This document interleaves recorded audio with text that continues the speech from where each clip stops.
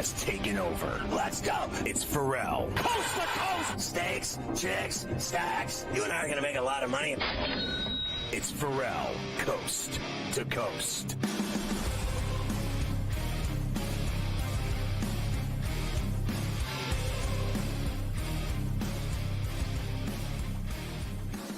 And we are back, hour number 3, Ferrall Coast to Coast, right here on SportsGrid and SportsGrid Radio. Great to have everybody with us here today. Of course, it is a very busy week. We have NFL free agency today.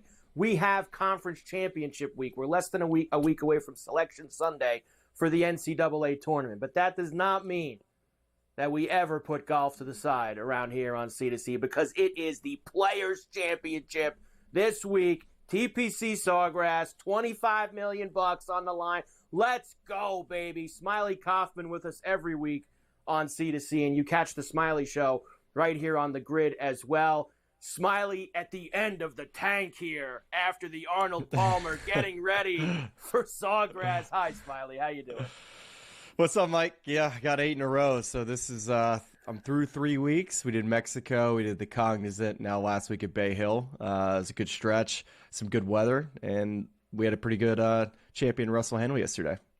We certainly did. Let's start there, of course, because Russell Henley, I mean, you know this, Smiley, you're out there. I mean, he's had a lot of opportunities. He's had a lot of weekends where he's been in the top 5, been in the top 10. There's been chances to break through and get his first win in a couple of years. And you know what I was noticing yesterday was, and I've been right there with Morikawa a lot, Smiley. I've played him a lot in the last year, a lot of seconds, a lot of close calls. It felt to me like Colin was he was playing the course the right way. He was keeping it steady. He wasn't taking any big chances. Russell was. And then it just kind of caught up to Colin at the end in those last 3 holes where the chances for Henley caught Morikawa, who really wasn't playing it he was playing it safe kind of all day. Yeah, it probably started right at the beginning of the back 9, making bogey at 10. That was a hole in which he definitely wanted to make a par or better. And then there were some opportunities at 11, 12, 13, in which maybe Colin could have extended his lead, because the wind was supposed to be blowing on Sunday, and we hardly got none of it. I was out there. It was hot. Wind wasn't blowing. I kind of felt like Morikawa was going to have an opportunity to attack some hole locations. Yes, it was firm. Yes, it was fast. But still, the way he was hitting the golf ball, I felt like there was a chance, especially since nobody felt like they wanted to win the golf tournament other than Morikawa. It felt like 3/4 of the day that he could have had an opportunity to maybe stretch that lead out to 3, 4, or 5, to where, a fluke thing like what happened at 16 with Russell Henley chipping in and flipped the tournament on its back doesn't happen. So it's definitely going to be frustrating for Colin. He was, I think, the best player of the tournament last week, and sometimes you can play the best and not win the tournament. He's had that a lot the last year. You felt that way like at Memorial. There's been a couple of spots for Colin where it felt like he was the best player and just hasn't gotten there. Great job by Michael Kim, too, by the way, who's been playing excellent golf. And watch for him maybe this week to be involved with the players, because when you're a hot golfer, anything can happen, Smiley, as we know. Let's get to it now. The Players Championship. Everybody loves this event. The 5th major, of course, as it has been called in the past. We have, of course, Scotty going for 3 in a row. He's a big favorite, as always. But I want to start with him, Smiley, because watching him over the weekend, and we know that he can be a machine, but I think there's a small chink in the armor right now, and I want to see if you agree, because it feels like 3 years ago Scotty putting is a little bit back right now, and it's something that maybe has to be cleaned up, or else he's not going to be as invincible as he's been in the past at this event. Well, at the beginning of the year, it was the ball striking for him that was off. Talking to Ted Scott, his caddy, last week on the range at Bay Hill, that was one of the things that just was a little off for him. Most of the time he's got this shot that he can rely on that can go left to right. He was missing left quite a bit. So at the beginning of the year, kind of working through the golf swing, coming off the rust of the hand surgery that he had, that was kind of a point of emphasis heading into last week. And so you want to see, all right, did you clean up the ball striking? How close are you to being Scotty Scheffler of just what he's able to do tee to green? And he was first in that statistic last week. So even on a week in which Scotty wasn't a part of the storyline, I have to look at the stats and say, okay, he solved what was one of his issues at the beginning of the year, which is he's a superstar, best in the world at hitting the golf ball, and he proved it last week that he's still the best. Yes, the putter was off, but he also putted pretty well, I think, on the West Coast. So just hasn't had everything, I guess, working in sync at this point this year. Like one thing's been off every round and just hasn't had that day in which everything goes right. I feel like he's trending in the right direction, especially into a place that he's won 2 years in a row. And remember, last year, let's remember, I mean, he was how far back on Saturday? Man, he came roaring back. I think he got to 20. I think he was at 20 because we were on the 16th tee. Yeah. And I was walking with this group, and I believe he was at 9 under. And then I think he birdied 16, 17, and 18, I believe, to get to 12, and then he shot like 7 or 8 on Sunday. Yep. I got to go back and check all this. I haven't done like my full prep yet, but that, from my memory, was just how silly it was that Sunday for him. This is also a tournament, as you know, Smiley, where historically sometimes what wave you are in on Thursday and Friday can really play a big role in where you get on Saturday and Sunday. I saw one stat that 14 of the last 70 winners had the Thursday AM, Friday PM lineup. But that doesn't seem like it's going to be flipped this year because it sounds like Friday late is when you're going to potentially start to get some of the winds start to come through. Yeah, I'm sitting here looking at the forecast. We're getting 5 to 10 miles an hour on Thursday, which is hardly no wind at all. Friday, we're getting 10 to 15 northeast. So if I had a choice, I would want to be playing I would probably want to late early, honestly. It's Friday's going to be the tougher of the 2 days. So maybe Thursday in the morning, like you're talking about, could be pretty good too to get off to a good start. But Saturday's going to be the day, which is where the golf tournament's going to be won. It's, you just try to get yourself in contention going to the weekend, but then Saturday's like a hang-on day. It's going to be blowing apparently at 15 to 25, and then gusts could be much more than that. So if we remember that one year where JT shot that crazy 68 and that weather that was just absurd. I mean, they were getting gusts to like 40. Guys could not get it on the green at 17 because of how hard the wind was blowing. They're hitting 6 and 5 irons. So I don't think we're going to get quite that extreme. Not sure what direction it is at 17, but still that's gonna be the day in which it's gonna kind of separate who's gonna be in contention going into Sunday. You had that year with JT, and then the year that Cameron Smith won too was like a complete weather blowout for half the field. Like half the guys got destroyed with a bad set of weather. Let's get to who you like, Smiley. Who are you dialing in for here at the Players? Well, this is such an odd leaderboard every year. It's a volatile golf course in which you can look at form, but it's odd. Sometimes guys that come in are playing really well show up and don't play well. It's, I think, one of the hardest golf courses to predict what's going to happen. I tend to kind of look at guys' history and how they've played this golf course.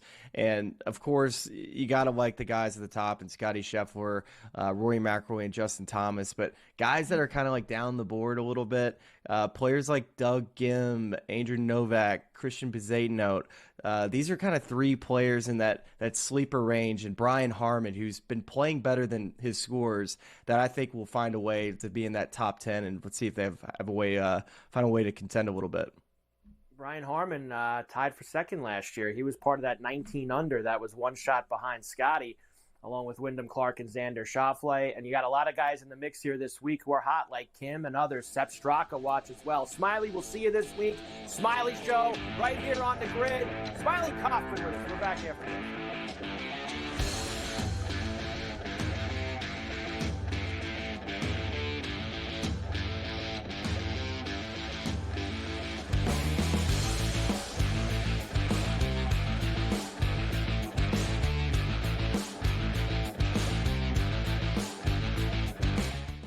So my team didn't win this weekend, but I still did with this app that's taking over the game. Sports Millions Pick'em lets you make quick and easy predictions. Pick your favorite players, go higher or lower, and you can still win big even if your team loses. Plus, the multiplier is insane. With just a few picks, you can win big money.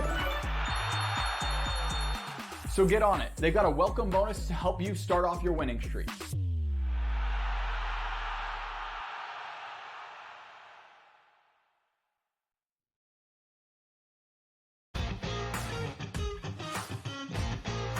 it's made every match so much more enjoyable to watch because you don't get the stinkers, right? Right. It goes back to these guys being smart. They figured out that if I've got the hammer in my back pocket and I don't relinquish it, we can just play them straight up and win. They figured that out. And so it's like, all right, now credit to the people at TGL. Like, no, we need to fix this because the hammer can change the match. And since we fixed it, you're not out of it. The Smiley Show, only on SportsGrid. There is going to be an energy to game time decisions that you will feel night in and night out. We're going to go through every single thing, and I've got a great team behind me that's going to help me get the job done. I want this to be the place that people come to. We are going to hit every single one of those markets that you need to know about. There is not going to be a better place, I promise you, than game time decisions. We will have everything at our disposal, and we will use that to our advantage. I'm Kevin Walsh. Tune into Game Time Decisions from 6 to 8 p.m. Eastern on SportsGrid.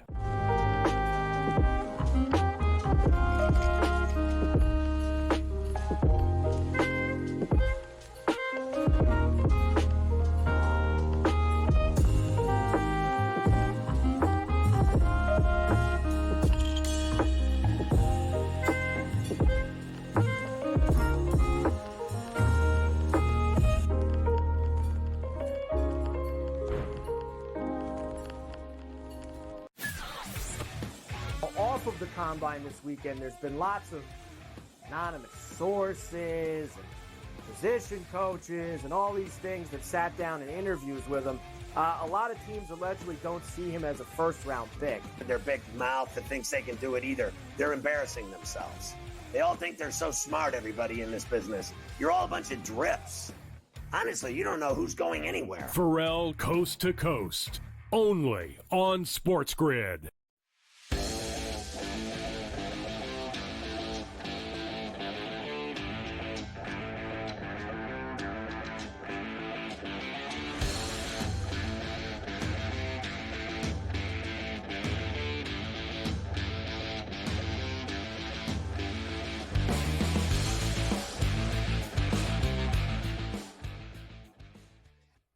Your boy Smiley with his happy hour. I got to tell you, all I know is, first of all, who does he like in the players? And second of all, you're hitting our boy Sergio in Hong Kong was another fat ticket cash.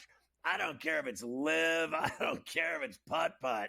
If you win a golf tournament, I don't care where it is. TGL, live, PGA, just cash and tickets. That's what it's all about. It was a good weekend for Sergio coming through, and that was the top guy. Both me and Brady liked Sergio the most out of anyone on our boards, and we ended up both hitting him.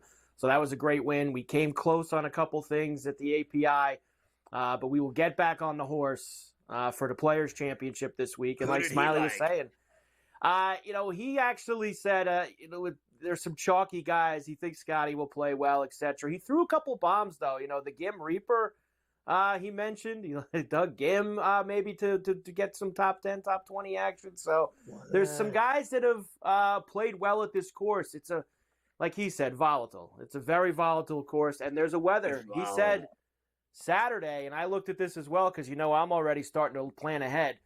Saturday is going to be brutal there. They're talking gusts up to 30, 40 miles per hour for Saturday down there at TPC Sawgrass.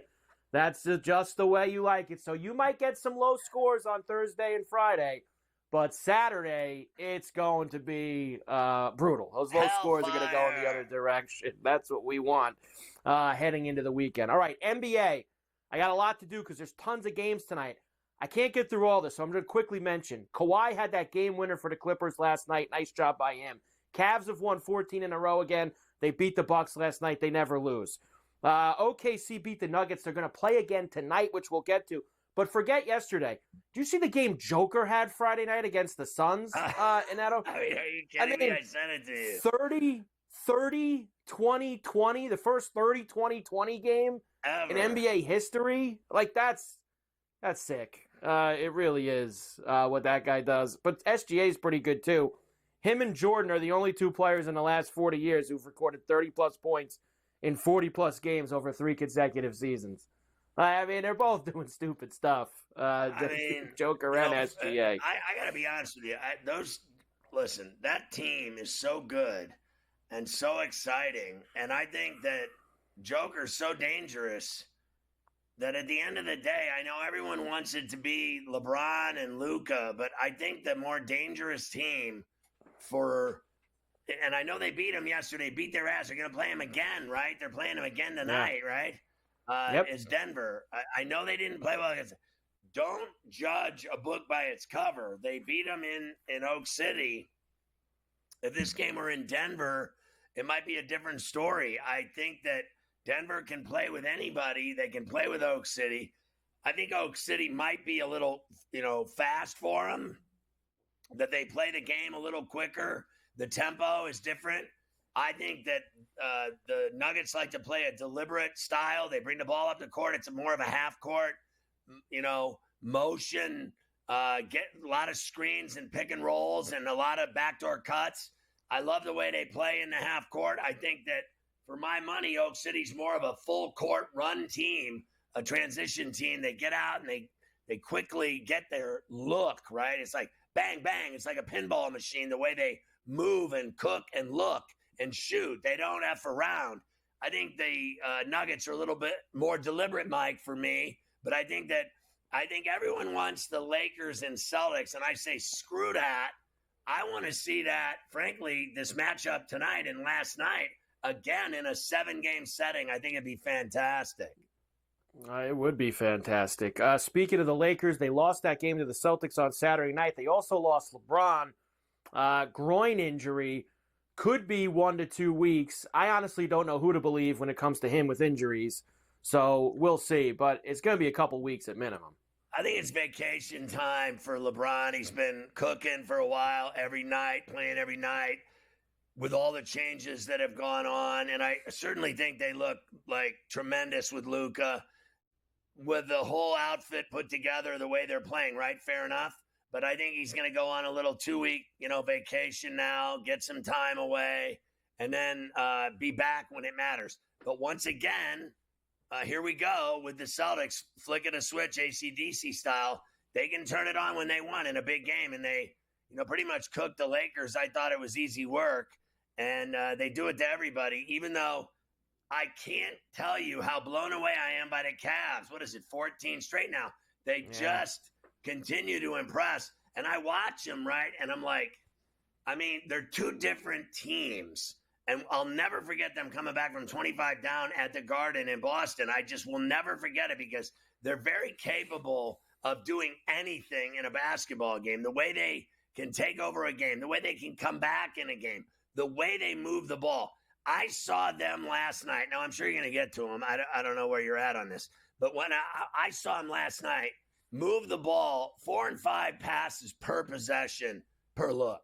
Like bing, bing, bing, bing, bing, Strus, shot, 3, corner, dagger, pocket, boom. Bang, bang, bang, bang, bang, bang, bang. And they just move the ball until they get like the perfect look. And that is what I like to refer to as a dangerous basketball team.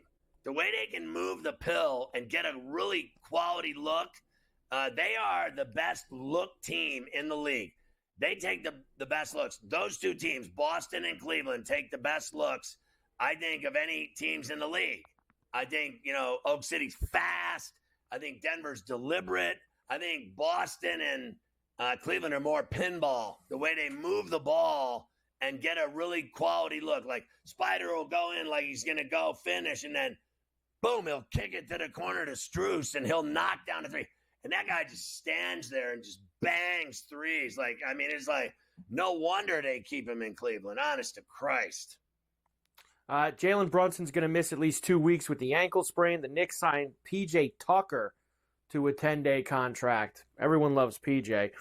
Reed Shepherd of the Rockets is going to be out 4 weeks with a fractured thumb. Steph Curry is joining Davidson Basketball as their assistant GM.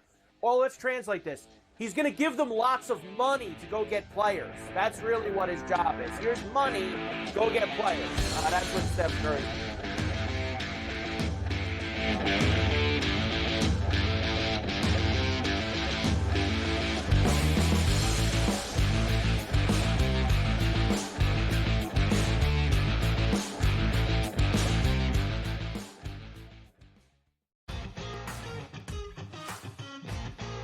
which is a great place to be.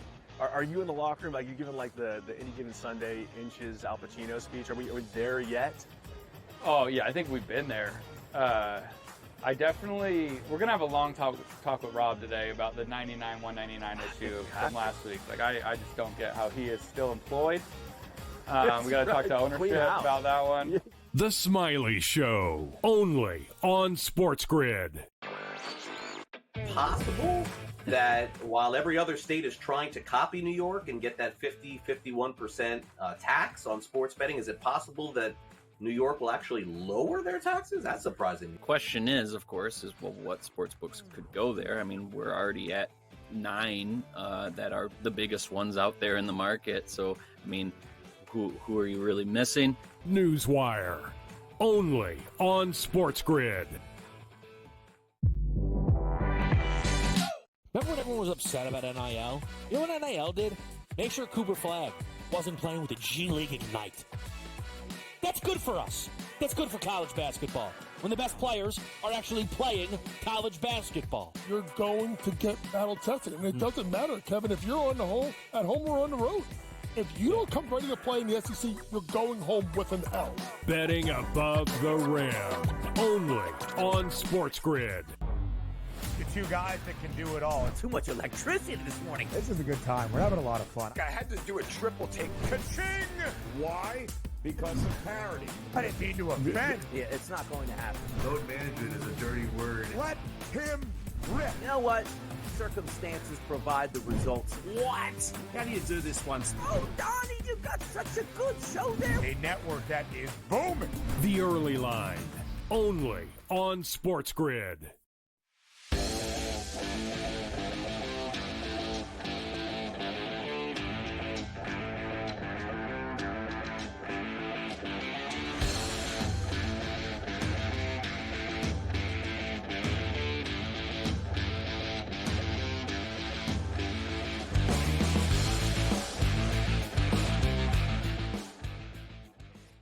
All right, this is really incredible, this slate tonight in the NBA, Mike. Let's bang it out. Massive. Let's go. The Sixers are in Atlanta against the Hawks. Hawks minus 11.5, 236.5 the total. Yeah, I just think that, I hate that. And it's even looking at me right now when I look at that monitor and I see the sticks and the field goal posts. When I see Ice Trey's jersey, right? He's in 11. Yeah. You give me 11 and a hook. It's too many points for me. I just don't feel like they're a blowout team.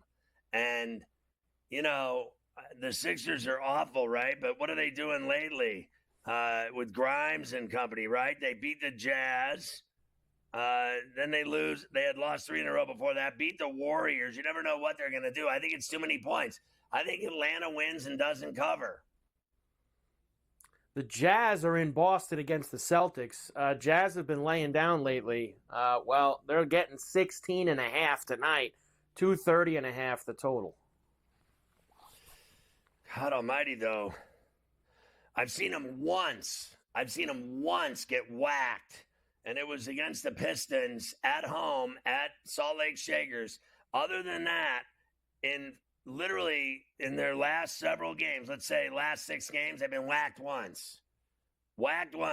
I'll take the points because, and I know this is insane, but I think the Celtics are going to sleepwalk tonight.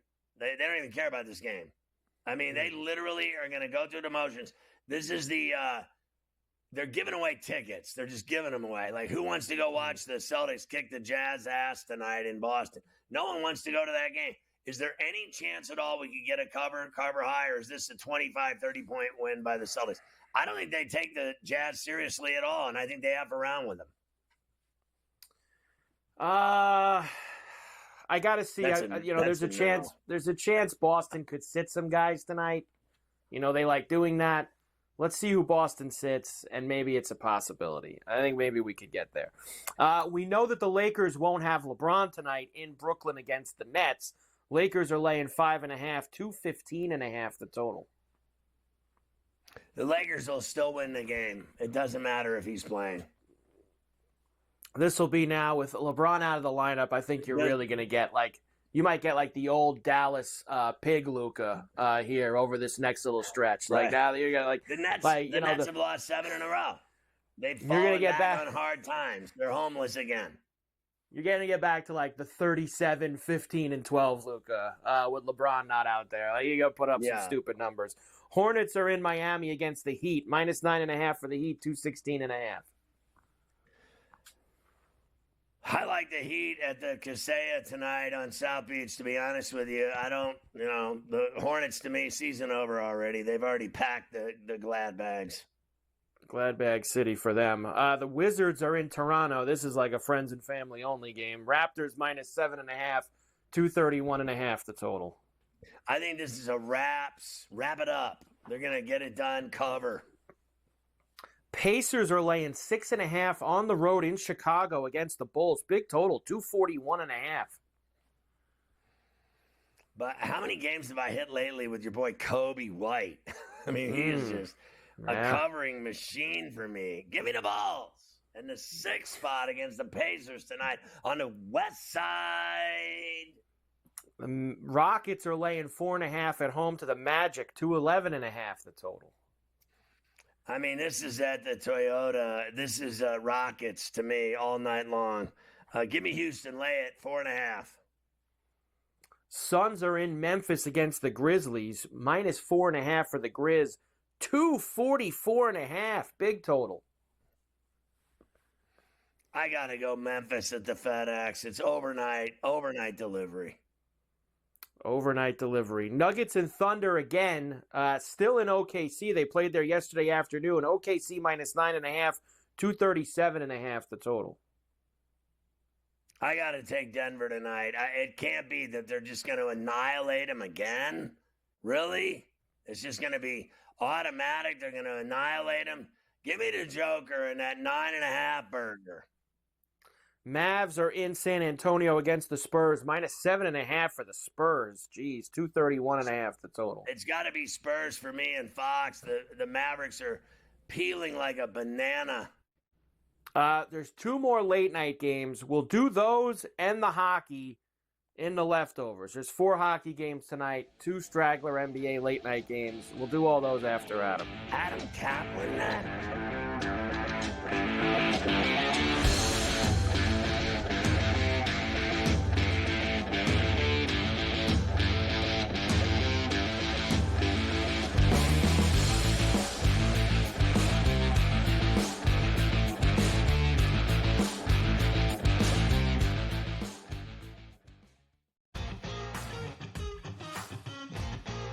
Which is a great place to be. Are you in the locker room, like you're giving like the Any Given Sunday inches Al Pacino speech? Are we there yet? Oh yeah, I think we've been there. We're gonna have a long talk with Rob today about the 99-199 issue from last week. Like I just don't get how he is still employed. We gotta talk to ownership about that one. The Smiley Show, only on SportsGrid. Possible that while every other state is trying to copy New York and get that 51% tax on sports betting, is it possible that New York will actually lower their taxes? That's surprising. The question is, of course, what sports books could go there. I mean, we're already at 9 that are the biggest ones out there in the market. So, I mean, who are you really missing?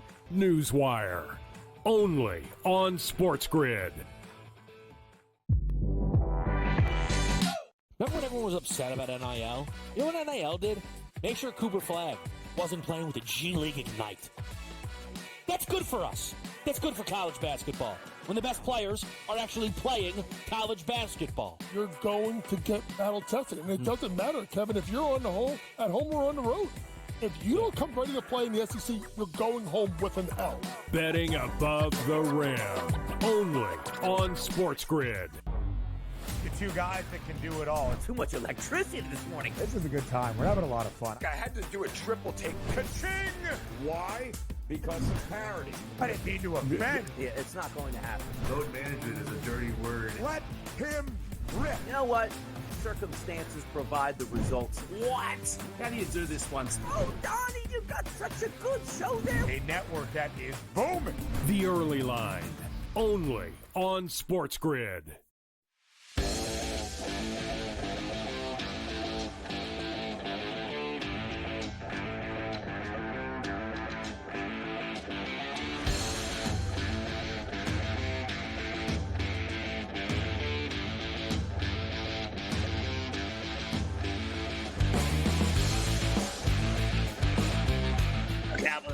NFL insider on SportsGrid, the best in the business. Almost 30 years covering the National Football League. You can follow him on X at Kaplan NFL. Kenny Smallhands dealt from the Eagles with his Super Bowl ring to the dog pound.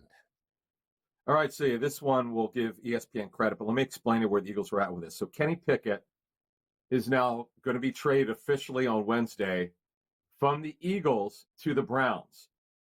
And the Eagles will get back Dorian Thompson-Robinson, who is interesting. He's an athletic quarterback who Howie Roseman, the GM of the Eagles, liked coming out of UCLA. But there's a reason why the Eagles moved on from Pickett. They love Tanner McKee. He's now in his third year. I believe he was a sixth rounder coming out of Stanford. There's a lot of interest in Tanner McKee around the league. There are some people around the league who believe he could be a starter. And the way I understood it, one of those guys was going to move this offseason, either Pickett or McKee. Pickett is now in the final year of his rookie deal. McKee's got 2 years left on his deal. So this is why they made the deal. But this kid, Tanner McKee, Scott, he started a game against the Giants late this season when the Eagles were, they had everything clinched. He looked great. He looked really good in the preseason. He's got a big arm, and he's a big dude. He's a little bit older at 24 years old, but he's got a lot of talent, And I'm not surprised that Cleveland did this. He may be, believe this or not, and Deshaun Watson, by the way, the question is, will he even be available this season? I would not rule out Tanner McKee competing for the starting job. I know it sounds crazy with the Browns, but I would not rule it out. He's that talented. All right, so wait a minute. I can't keep track of this. So it's Kenny Pickett. I'm sorry, Kenny Pickett. I'm sorry, Kenny Pickett. Tanner McKee is staying with the Eagles. Right. Kenny Pickett is staying with the Eagles. Now, Tanner McKee someday could be a starter around the National Football League. That's what I meant to say. Okay, this kid is so gifted. I mentioned when he looked great. Now, Kenny Pickett will have a chance to compete for the starting job. Why? Because Deshaun Watson may not be available this season. He retores Achilles, Scott. He retores Achilles, and I think you're right. Yeah, he's got no shot right now. It's all about Kenny Pickett. They're going to probably add another quarterback. Kenny Pickett is on the last year of his rookie deal, Browns fans. Now that I got this thing right. But Eagle fans, Tanner McKee has got a chance to be a starter somewhere else down the line. This kid's got a rifle arm. I just talked about the Giants game. Preseason tape is great. As I said with the Eagles, they were going to trade one of these quarterbacks. They kept Tanner McKee and traded Kenny Pickett to the Browns. Thank you. All right, so you said earlier to me that the Darius Slay talk to the Steelers is premature, that it's not going down the way people think it is. Yes. He had permission to seek a trade. He's going to be released by the Eagles on Wednesday, but he has not signed or agreed to a deal with the Steelers. That has not happened. Now, he is interested in going to the Steelers. The Steelers are interested in him to start at cornerback. Remember, Dante Jackson left the team today. Sign elsewhere, or he agreed to a deal elsewhere. He could sign on Wednesday. Now, but because the Eagles, due to the structure of his contract, they have to wait till the start of the new league year on Wednesday at 4 p.m. Eastern to cut him. That's why he's still an Eagle now. Steelers have interest in him. He has interest in going there, and that's where that situation is. But he has not signed or agreed to a deal. Now, the Eagles have let it be known that once he's released, and if he doesn't have a deal in the next week or two, they may have interest in bringing him back. They were not going to pay him the $16 million that he was owed this season. They just thought it was too much, probably worth about half of that. But here's the thing. I was talking to Greg Cosell from NFL Films about Slay today. Greg told me, you know what? His tape in the playoffs is pretty good. At 34 years old, he still could play football. So if he goes to the Steelers, he absolutely showed he could still start. I think, well, first of all, I think the world of Greg Cosell. I think he's an incredible mind when it comes to NFL football and watching film. I think he knows the game as good as anyone literally in the league. Coaches, head coaches, assistant coaches. He is a freak, and you and he together are a lethal combination, no doubt about it. I know you do a lot of work with him. I think the world of him. I think he's fantastic. And I know he doesn't give a rat's ass about me, but I do think he's incredible. All right, let's talk about Tunsil and all the other moves that have been evolving all day. It's crazy. It is. It's been amazing. So Laramie Tunsil, here's why Washington made the trade with the Texans. Yes, they gave up 4 draft picks, but they're not giving up a first rounder. That was key to this trade. Now, Washington what was happening, Scott? They were playing Brandon Coleman, who was a 4th-round pick last year. He was a draft pick last year, and they knew he was not a left tackle, as I understood it. Their choices were right tackle to move him to, or guard. More likely guard, but as I'm told within the last hour, that's not been fully decided. They'll decide that in their offseason.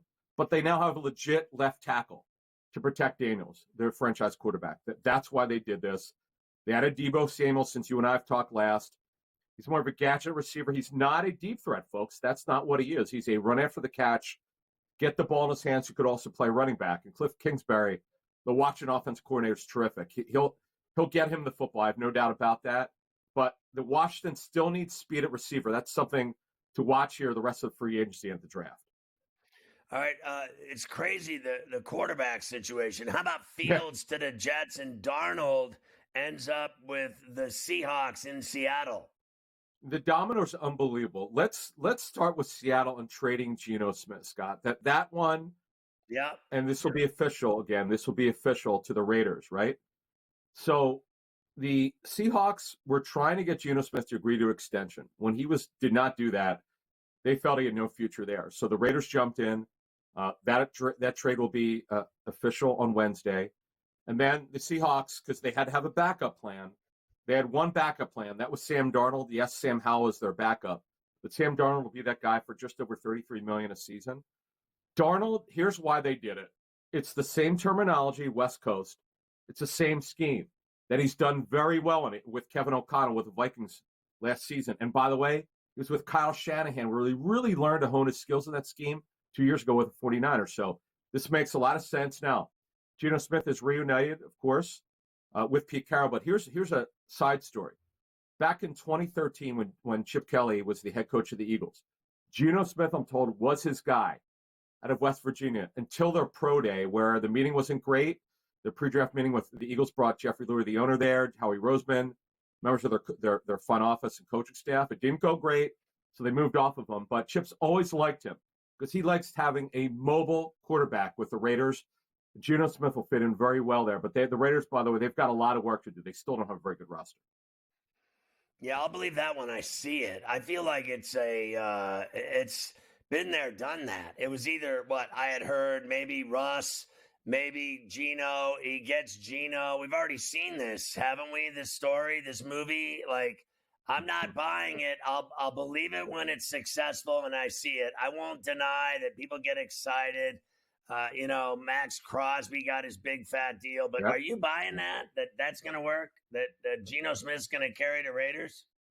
Well, here's the thing. They are supremely committed to the running game with Pete Carroll and Chip Kelly. Pete Carroll wants a run game. That's why Chip Kelly has been brought in. With Chip Kelly, it starts with a run game. He wants that mobile quarterback. He's got that. But the Raiders have a receiver issue. Yes, they extended Max Crosby's contract, but that's secondary to everything. Yeah, they took care of him, and I'm sure he loves that, and they love him. But the bottom line is they need more pass rushers. They just lost Nate Hobbs, their best cornerback today. They're still on paper. They're not going to be very good. And they need to get a starting running back. They need a lot of work. They've got a new front office. But Seattle now has got their quarterback, and they're going to have him for a couple seasons here. And that was the thing that the Seahawks wanted. They wanted certainty. They didn't want to go year to year here, and they're not going to have to do that with Sam Darnold. Listen, I won't deny that plug that hole for them. They got that figured out. That's where they're going. I'm fine with that. When we come back, we'll talk about teams that still haven't figured that out. The Giants, the Steelers, and what else? The Vikings. I mean, we don't know where some of these guys are going, and it's kind of chaos right now still with that quarterback position. We're talking to Adam Kaplan.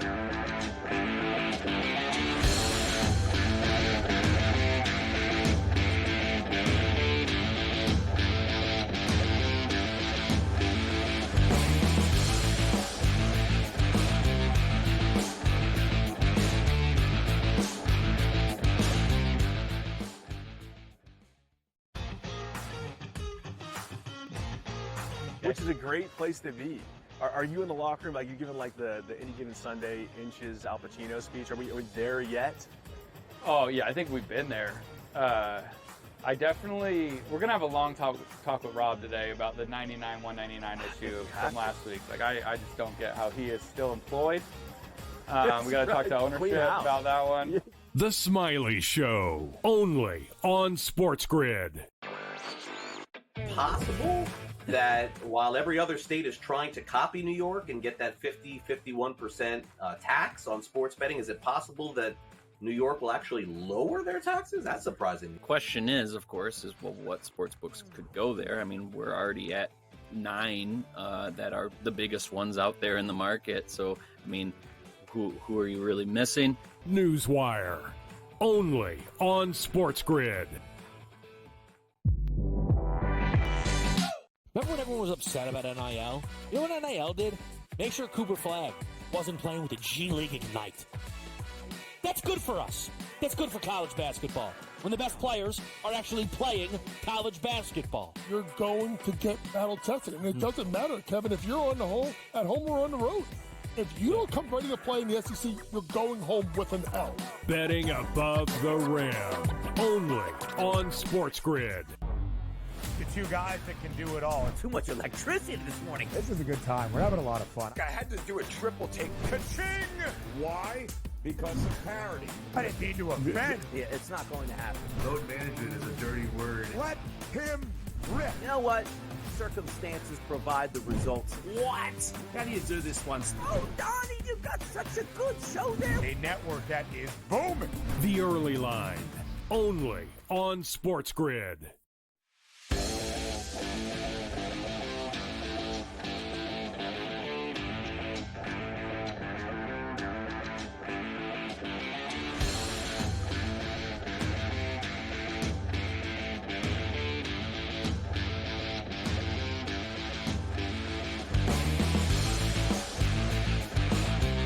Talking to Adam Kaplan, our NFL insider, the best in the business. So it's down to this, like Giants Steelers, right? And do you think it's going to be Aaron Rodgers or Russ Wilson? And would the Giants be into Russ Wilson if the Steelers chose Rodgers, or would they make a move in the draft in Lambeau in Green Bay to move up, whatever, or do they even have to move up to get Dart, Sanders, or Ward? What do you think happens now that we've seen all this move, but you still have these teams left standing without a quarterback? Yeah, I mean, all right, Scott. So I want to get to the Vikings also, but let's get to your Steelers, right? So Rodgers is clearly in the picture. Everything I've been told is Mike Tomlin's a huge fan of Rodgers. You know they faced each other before in that Super Bowl, and this is a guy he's known about a long time. He's watched his tape. He's seen him play a lot of great football. As I told you, Scott, he was hurt last season. He had I'm told, an MCL sprain, grade 2 hamstring strain, and unfortunately those crossed over for a bit. That's why he just physically was not right. But your Steelers, they're looking for a temporary solution. Yes, Wilson's still in the mix. Believe it or not, Russell Wilson's still in the mix, though, as I've reported and others have said as well. There was a movement to bench him, and that got nixed by Mike Tomlin. So it's down to those two quarterbacks. My sense is because of Tomlin, because of his respect for Rodgers, that's the one to really key on. If it doesn't work out, Rodgers makes a bet to go to the Giants. Now, what I would tell you for both teams is if both get a veteran quarterback like this, Rodgers for the Steelers and the Giants, whether they actually look at Wilson or somebody else, it's not going to stop them from drafting a quarterback early. It'll have nothing to do with it. These are temporary solutions. Both teams know. Aaron Rodgers at 41 years old is not a long-term solution. You need to get a long-term solution in the draft. Now, and we'll talk more about this going forward on Coast to Coast. Cam Ward is the best quarterback for this draft. It's not close. The question is, if you're the Titans, by the way, and they want to trade down, talking to other teams, I've talked to them, it's clear they like to move down. Can the Titans move down not far enough, not too far, so they could still get a quarterback? Because they got to get a quarterback. They don't have one right now. They don't know who their quarterback's going to be. Will Levis is not the answer. He's Quarterbacks are awful. Not the answer. Yeah, it's not a great draft. Now, Shedeur Sanders is going to go somewhere in the first round. I don't know that he even goes in the top 10. Jackson Dart, who had he's another guy like Bo Nix last year, Scott. Had the great Senior Bowl week. Had a very good offseason. Right. He went from being a mid-second round pick to Sean Payton's guy. And I got to give Denver credit. They got that one right, at least for one season. They got to the playoffs with him, by the way. Did a really good job. Without a doubt. Jackson Dart has had a very good offseason. He's going to go in the first round. I don't know about this top 10 stuff. I'm not even close to being there yet with that. I think that's a little bit strong, but he will go in the first round. And Scott, as I told you back in December, it's not a good year to need a quarterback. Demand is not meeting supply. That's why there's so much interest in Rodgers right now all of a sudden. So let's talk about Minnesota. Are they really going to go with Daniel Jones? No, well, listen, J.J. McCarthy is their guy, but he's coming off major knee surgery. They need an insurance policy. Now, Daniel Jones behind the scenes took to Kevin O'Connell's West Coast offense very, very well. O'Connell is great with footwork. You talk to anyone who's watched their tape with the quarterbacks he's worked with, it's great at doing that, and he's done a great job with a number of quarterbacks. And Daniel Jones could be that next reclamation project for him. Keep an eye on that situation. They were happy with him on their practice squad. But the bottom line is J.J. McCarthy is the future quarterback for them. And look, by the way, they tried to get Sam Darnold back, but they would not make any kind of commitment because what Darnold wanted was he wanted a longer-term commitment than the Vikings were willing to give him, and that's why he moved on.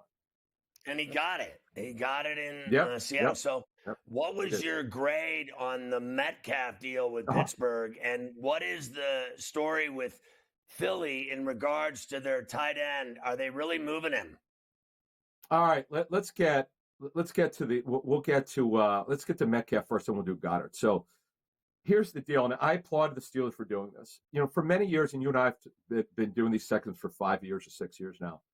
The Steelers were too old school. They're very straightforward, not willing to take risks like kind of the Eagles do with under GM Howie Roseman and Andy Weidel, who was the Eagles personnel director, ironically, for a number of years. He's helped Omar Khan and really their building not be so strict with everything. So instead of just building for the draft, they tried Roman Wilson. He had the hamstring injury. Yes, they have George Pickens. We'll get to him in a second. They made a significant trade. Now, don't forget, Scott, they tried to get Brandon Ayuk. They were this close to getting Brandon Ayuk from the Niners last season. So they're very aggressive. They got Metcalf. But the big story here, not only is it getting Metcalf, a true number one receiver, Pickens was their number one. He was their ex-receiver.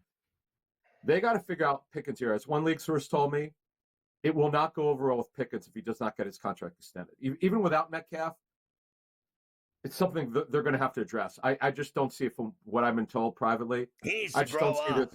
He needs to grow up and act like a pro. He does. But, Scott, I don't disagree with you. But this will not – it's hard to imagine this is going to go over well with him. Now, let's get to the Eagles and Dallas Goedert. My understanding is he's available via trade. The Eagles are trying to move him. He's on the final year of his deal, making over $14 million. He's 30 years old, Scott, a terrific football player, but has had a big injury history. The Eagles have no plans, and they're not looking to extend his contract. So I'm told there are about 3 or 4 teams that have interest at the very least. He's got an option bonus that's not due right now, but the option bonus plus his base salary is over $14 million. He's 30 years old, Scott. It's just a lot of money for a guy at that age. But the problem with the Eagles is, Scott, they have no one on the roster to replace him. He's a really good hitter. How about Mayer with the Raiders? He's available. Yeah, I know. Michael Mayer was drafted 2 regimes ago. It's kind of crazy. Michael Mayer is an inline tight end. And remember, Brock Bowers is their guy there. As soon as they drafted Bowers, you knew Mayer would be on the outs. So why not Mayer in Philly? That's a guy that I know Eagle fans would love out of Notre Dame. I know you loved him for the draft. You and I talked about him a couple years ago. He's an interesting player. That's a guy I would keep an eye on here because, Scott, in free agency, there's nothing left. But I'm told there are 7 tight ends who should go within the first 3 rounds, including Mason Taylor, Jason Taylor's son. The next great GM in the NFL, Adam Capper.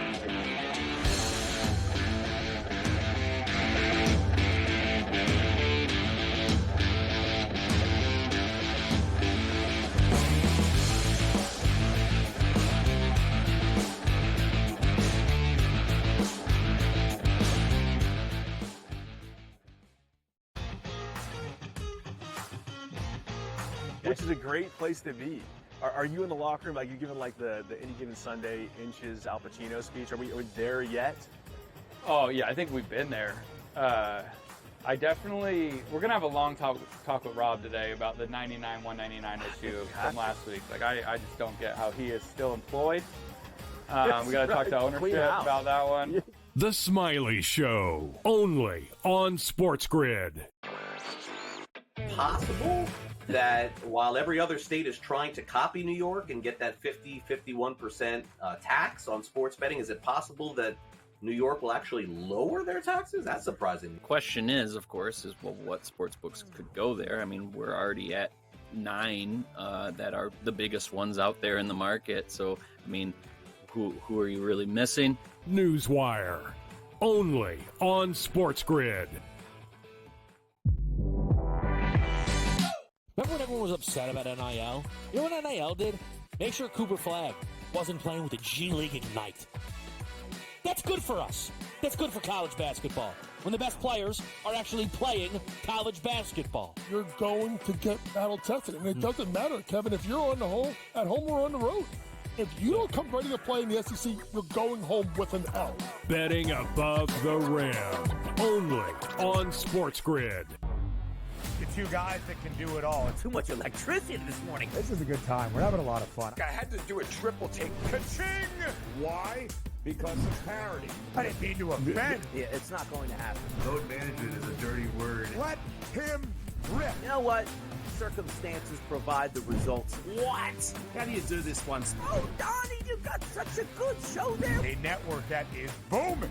The Early Line, only on SportsGrid.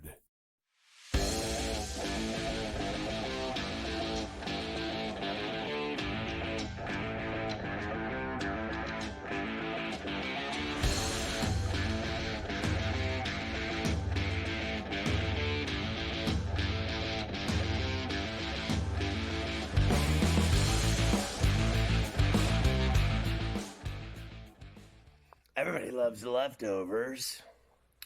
We got a lot to do here. Let's go. 2 late-night NBA games. The Portland Trailblazers are in at the Chase in San Francisco against the Warriors. Minus 12.5 for the Dubs.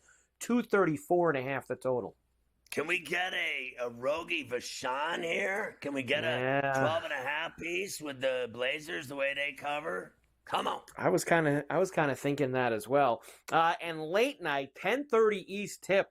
Late night for the Knicks fans as they are in Sacramento against the Kings. Of course, no Brunson for the Knicks. They're actually 2.5-point road favorite here in Sacramento. 222.5 the total.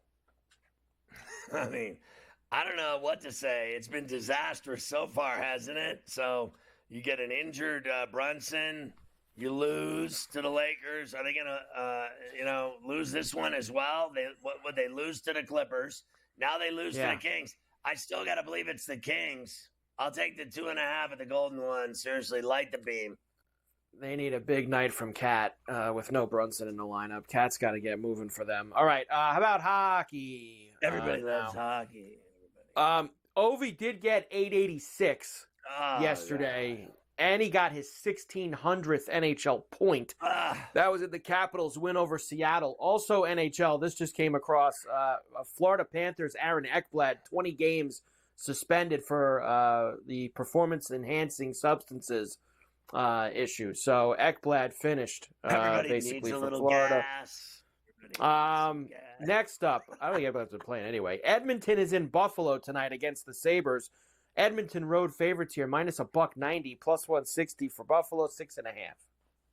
It just can't be the Sabres, can it? It's got to be the oil can. Boy, give me the Oilers. Ottawa and Detroit separated by 3 points in that wild card race in the Eastern Conference in Ottawa tonight. Ottawa minus $1.75 now, plus 150 for the Wings and a 5.5. Senators here. The Red Wings have been slumping ass. They certainly have. The heavy lumber game of the night at the Ball Arena in Colorado as the Blackhawks are in town. I've got this now up to, at very second, minus 550 for the Avs, plus 4 Bills for the Hawks at a 6.5. Run away from this. I mean, honestly, I can't have it. Give me you want to play this over game? 6.5. Play all the Colorado guys to score, like McKinnon 2 points, McCarr 2 points. Play it that way. Don't play the game. And the Leafs are in Utah at Salt Lake against the hockey club, and they're a slight road favorite, -115 at Utah -105. God, they've been so good lately, Utah. Give me Utah at home and in the Delta, the Salt Lake Shakers. Can I get a little home cooking against the Leafs? Maybe. I feel like tomorrow me and you will spend more time talking about how the Yankee season's over before it's even begun. Garrett Cole needs Tommy John. He's getting like second, third, and fourth opinions on that. Giancarlo Stanton says his elbow injuries are severe. Raised the possibility of season-ending surgery, so we'll do that more tomorrow. Mets catcher Francisco Alvarez is going to miss 6 to 8 weeks after breaking a bone in his hand. Shame. Finished. Marlins ace Sandy Alcantara won't have an innings limit in his return from elbow surgery. That was a Scoop Mish special over the weekend. Scoop Mish had that from Alcantara. Braves outfield Jurickson Profar sustains a bone bruise on his wrist after diving for a ball. The Dodgers gave Dave Roberts a 4-year, $32 million extension. Believe that makes him the highest paid manager in Major League Baseball. Mike Trout wants to play for Team USA in next year's World Baseball Classic. Can he play for a full season for the Angels first? No. Like, can we play this year before worrying about Can we play the first season? Rob Manfred and some other MLB owners are trying to convince Rays owner Stuart Sternberg to sell the team. They want him out because they have big owners that want to buff Portland. They're not going to Portland. Former AL MVP Mo Vaughn admits he took HGH during his career to deal with knee injury. Honesty. Somebody agrees. Somebody finally. Bowling Green's going to hire Eddie George as their new head coach. Look at He's been at Tennessee State the last 4 years. We mentioned Russell Henry, Sergio Garcia. Did you see that Russian guy beat Pereira at UFC 313 on Saturday night? Canelo says his fight with T-Bud will be one of the biggest in boxing history. That's how much we have. I want to go to that fight. I want to go to that fight for sure. GCD is next with the Kevin Walsh. Get my app, search Ferrall. It's badass. We'll see you tomorrow at 3 on Coast to Coast.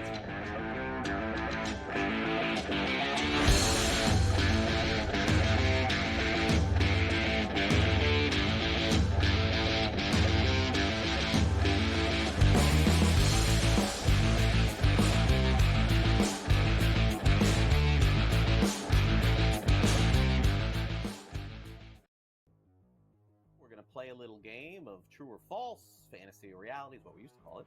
But instead, we're going to play a little game of buy or sell.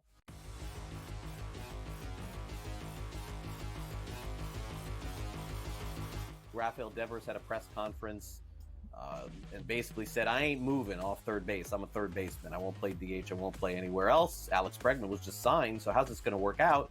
Buy or sell, George? Devers will start more games at third than Bregman this season. Is that a buy or sell?